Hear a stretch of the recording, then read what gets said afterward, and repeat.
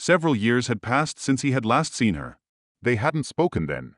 The anger was too new, the accusations too fresh, the betrayals too raw.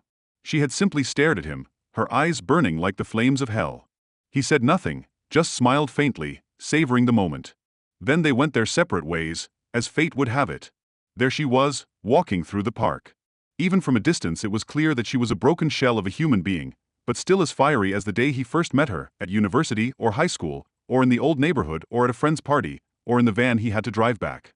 Of course, that was back when he was just starting out as a lowly mechanic, or a carpenter or a car salesman, or a guy who built quality houses, or a Ford Mustang enthusiast, or an IT specialist specializing in security with access to all sorts of cool surveillance equipment, or the owner of his own company who managed to hide the ownership of that company in a group of shell companies in the Cayman Islands that no one knew about. Or when he was training to be a sniper in a special forces unit, barely able to contain his simmering rage, but learning to do so for the one woman who was worth it. At the time, she was just a secretary or an estate agent. That should have been his clue. Almost every secretary he had ever read about had slept with her boss on business trips, and every estate agent seemed to be having an affair with a bold salesman in the marital bed of an unsuspecting husband when she was supposed to be showing the houses. But he was young and foolish. He didn't know the signs, like how no boss ever takes a secretary on a business trip. And for an estate agent, her commissions had to be much higher than they were for all the time she had to sell houses, especially considering how hot the property market had been in recent years. But wisdom comes too late, as they say, useless. She saw him and came over with a sad smile. "You look well," she said. He knew it. He had lost 30 pounds of fat and replaced it with 20 pounds of muscle. These days he spent his time at the gym, wearing cotton jersey, and now quarters could bounce off his developed chest muscles and abs.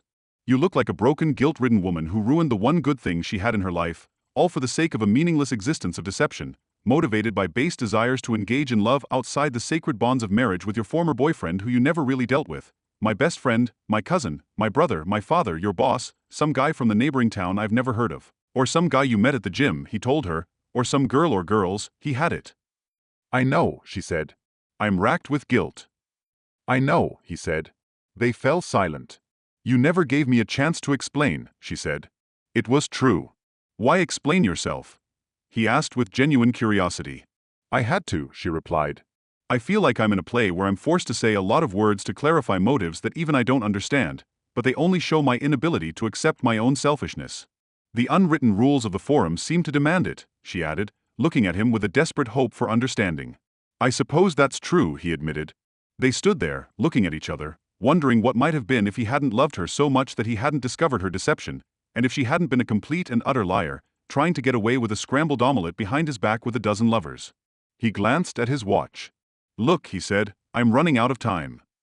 "I know," she said, "but I must return to my life of loneliness and despair, where my only excitement is watching toxic mold grow on the walls of my slum-like apartment." "True," he replied. "Your explanation. You never meant to hurt me. It was just a one-time thing.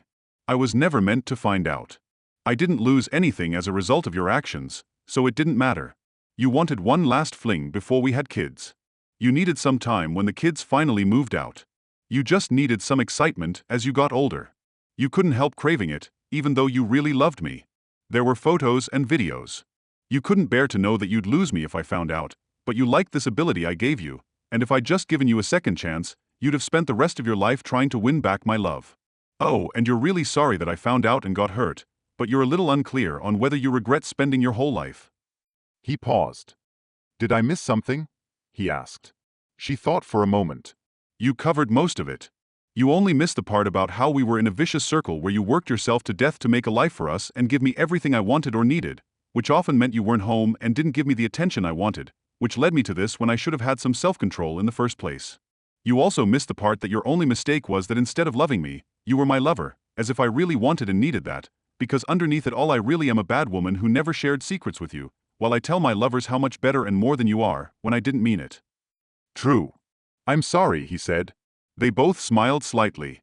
"You know," she began, "I really hated you at first, after you discovered my party in our marital bed with my 7 lovers, all of whom you destroyed when you burst into our bedroom and hovered over the bed in slow motion like a panther, spraying 9mm bullets like tears on the oak floor, crying about our wasted lives just like in a John Woo film, and then skillfully hiding them while I lay in a catatonic state after their disappearance, the police never being able to link you to their disappearance." You came back to me, still in a catatonic state, to take me in your strong arms, throw me in the trunk of the car and drive me away so that I could see you deliver my conspiratorial sisters and mother to a Mexican house and then deliver me to Somali pirates who performed debilitating operations on me. After which you cleaned out our bank and pension accounts using a power of attorney I had long forgotten to forge. She frowned in concentration. Or did you clean out our accounts before you found us earlier? Sooner, he said, but then I laundered the money so your lawyer wouldn't find anything. True. Anyway, I'm done with all that now. I've completely forgiven you. That's good, he said. Holding on to anger leads to heart disease. Scientists have done studies. I know, she said. They looked at each other in silence again. She frowned. I think you have something to say, she reminded him. What about trust? He stared at her blankly. You know, she nudged, without trust there's nothing that. Oh right, he agreed awkwardly. Thank you. Well, it's true, she thought for a moment. What if you could trust me again? Do you think I could deceive you again when you know you can trust me? I don't think that will happen. Okay, she sighed as her shoulders slumped. A moment later she looked at him hopefully.